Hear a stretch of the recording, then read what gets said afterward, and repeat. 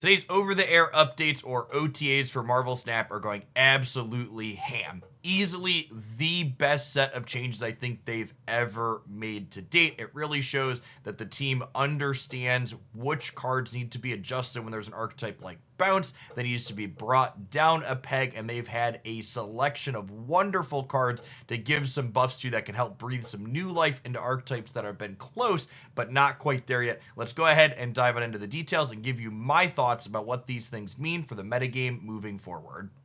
To start with, the wonderful little porker we have in front of us, Spider-Ham is keeping his same text box, but it's being changed from a 1-1 to a 2-2. I think this change makes sense for a variety of reasons. The first and foremost is this is one of the cards that really help push Bounce up over the top as a powerful disruptive element, and doubling the energy cost while doubling the power on is definitely a downgrade for it inside of that archetype. Inside of Bounce especially, Spider-Ham often gets basted, so now it's going to be a 2 energy, 3 power card when basted instead of a 1 energy, 3 power card. Again, that efficiency difference being key. I also like that this card being in at 2 energy means that it will hopefully no longer be power creeping Iceman out of the format. I think even at a 1-1, there just really wasn't a meaningful reason to play Iceman as a 1-2 in your deck list if you're looking for a cheap disruptive card. And with these cards having different energy costs now, there's going to be a real meaningful choice which of these two cards you're looking to put into your deck based on where you can fit this in on your curve, be it they have different energy costs. Second, and are also called out that since the introduction of Spider-Ham to the format, they saw a reduction in play rates and win rates of decks that focused around key expensive cards such as She-Hulk and Death and Apocalypse. So they're hoping that nerfing this card brings those decks a little bit back into the metagame. I definitely agree with that. The discard decks especially got hit really hard by the introduction of Spider-Ham to Marvel Snap. Second, it are also hinted that a subsequent change would be coming to Spider-Ham's text box down the line that would make it potentially a little bit less detrimental to those decks. They didn't hint exactly what that is, but I assume that we're going to need a formal patch for that, so I'll be interested to see what exactly that looks like when it eventually happens. Moving along to the first of two bigger changes that are aimed at helping keep the bounce deck more in line with the power level of the rest of the format. Kitty Pryde is going from a 1-0 that gets +2 when she bounces back to your hand to a 1-2 that gets +1 when she bounces back to your hand. This change overall makes Kitty Pryde a little bit more consistent of a card. It means if you have fewer bounces of her back to your hand, she still has a slightly higher stat line. If she bounces once with this new templating, she has 3, where previously she only had 2. If she bounces twice, she's at 4, just as before. The big change to her impact here is when she's bounced entirely over the course of the game every single turn. Her output range at the top end is going to be somewhere in the 6 to 7 as opposed to the 8 to 10 that it was previously. Because Kitty Pryde is a card that's really good at ducking priority, the way she bounces back to your hand every turn, making her difficult to kill with cards like Killmonger and Shang-Chi, I think pulling her total stats down a little bit is definitely the perfect way to approach bringing this card and the bounce deck in line.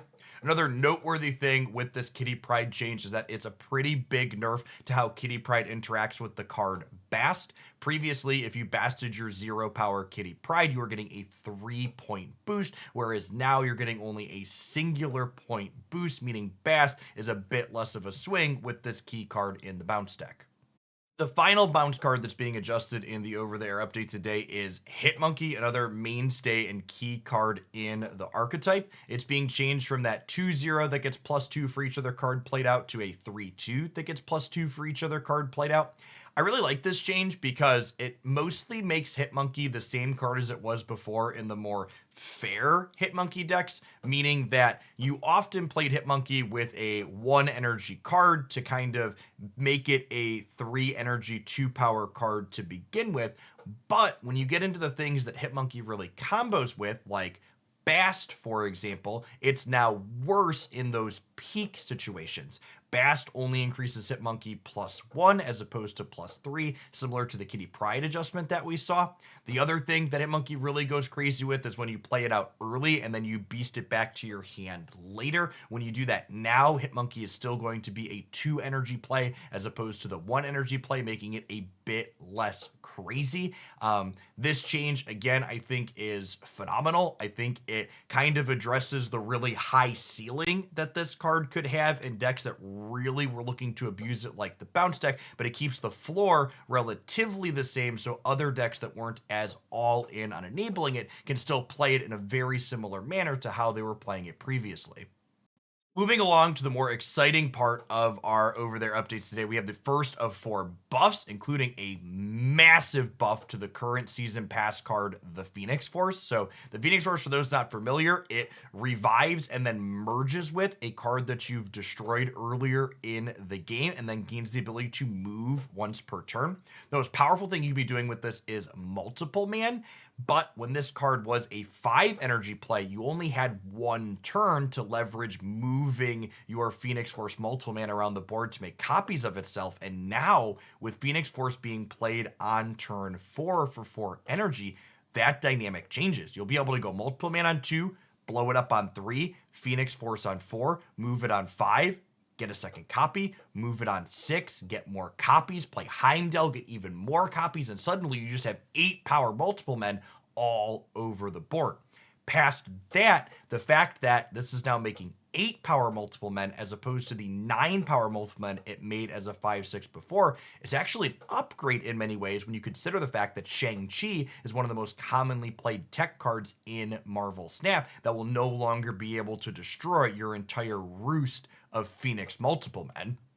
Speaking of moving cards around, our next OTA candidate this week is a sizable buff to the Ghost Spider, who goes from a 2/3 to a 1/2, still moving your previously played card to her location. This card obviously has huge curve considerations in the pure move decks. You'll be able to play Vulture on turn 3, Ghost Spider it on turn 4, and then Doctor Strange it away to somewhere else, adding just absolutely massive stats at really efficient rates. But it's not just the move synergies that make me excited with this efficiency increase in this card. I think just good, honest, disruptive decks that are interested in being able to reposition the card they played on the previous turn to a more opportune location once you have more information available to you. Ghost Spider is huge for that, and being able to find 1 energy to fit in on your curve is much easier than the previous 2 that she was asking you for. Moving along to our next OT update, we have an easy win here. Living Tribunal being increased from a 6/6 to a 6/9. Living Tribunal, for those that don't recall, takes your total power and splits it up evenly across all 3 of your locations. This effectively means that this +3 is adding +1 to every location with Living Tribunal's text box. I'm going to be honest, I don't really expect this change to move the needle on Living Tribunal from meme towards dream really at all. I think they could have even been more aggressive and pushed this up as high as a 6/12, and it would probably still struggle to see competitive play. Unfortunately, Marvel Snap's a game where most of the good decks tend to play big into 2 singular paths as opposed to spreading themselves out evenly, playing for all 3, meaning that a lot of decks just tend to be able to go over the top of what Living Tribunal is doing quite easily. That being said, this card is basically strictly better than before. There's a small asterisk there because it does die to Shang-Chi now, but on average, I think the extra power is more of an added boon than a detriment. So Living Tribunal enjoyers can rejoice. You've got 1 more stat in all of your locations. Use it wisely and let me know in the comments if you figure out something that's sweet with this one. Our final OTA update, and honestly the spiciest of them all in my opinion, is this massive magic buff. Going from a 5/3 to a 3/2 and still turning her current location into limbo, adding a 7th turn to the game, and wiping away the existing location. This is a massive change. The most immediate thing that jumps out to me about this is that even in the games where magic doesn't fully get to work, you turn a location into limbo and then your opponent either uses something like Storm or Scarlet Witch or Reality Stone to get rid of it.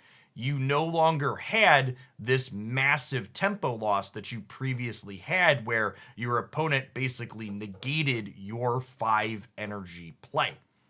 The other thing that's an absolute huge deal about this card when Limbo gets to go to work and give both players an extra turn is the fact that the decks that really want to be able to take advantage of having an extra turn often have a ton of really expensive cards inside of them. They're decks that are playing things like Phoenix Force or Nimrod or Destroyer or Galactus, and they have a bunch of other expensive cards around them to enable it, and taking your turn 5 off to play Magic to see an extra card was a pretty big cost. Now you're not going to have to pay that. You're going to be able to play Magic on curve early, see that extra card, mitigate variance from a bad location potentially. I'm really excited about this change. I think there's potential for fair decks that are looking to just set up playing a 3 and a 4 on the last turn that can play Magic that are interested in mitigating location variance. I think combo decks are potentially interested in playing this card. She's a new 3 energy card now, so she technically gets buffed by Silver Surfer, which is also a deck that's kind of a combo deck looking to draw particular cards, meaning that you're more likely to draw your Surfer in the games where you have Magic. You previously wouldn't have really dreamed of playing Magic in a Surfer deck because she competed with something like Sarah or the new Spider-Man versions or just other better 5-drops to play. But now that you can play her earlier than that, fill into your curve, get buffed by Surfer, yeah, this change is sweet. This change could have really big impacts on the metagame, and there's already organic counterplay to it with cards like Storm and Scarlet Witch seeing play. But honestly, this one, in addition to the bounce changes, kind of give us a brave new Marvel Snap world that I'm excited to dig into exploring later today on my Twitch stream. I think the second dinner Marvel Snap team continue to absolutely nail it with these consistent changes that we get via these over-the-air updates. It's just absolutely everything I've ever wanted in a live service card game that gets some regular TLC, both taking top decks like the bounce deck and giving them some much-needed pull down when they're too strong, as well as giving other cards that are seeing almost no play like Magic or struggling like the Phoenix Force to give them that little extra edge that could push them up into the metagame. There's honestly a lot to explore. I don't even know what I want to start with. Probably this card because it's sweet, but also this one and this one. And I'm going to be honest, I kind of want to make sure the bounce deck is still playable too, because that's always been my baby and I love playing it. So there's a lot to explore. You can expect a lot of deck highlights covering all of these cards that are changed here on the channel in the coming week and more. If you enjoyed my musings on this topic, as always, snap that like button. And if you're watching this video shortly after it went live, head on over to my Twitch channel, twitch.tv/Jeff Hogan. I am live streaming, checking out these new cards right now. Drop on by. Thanks for watching through to the end. Peace, folks.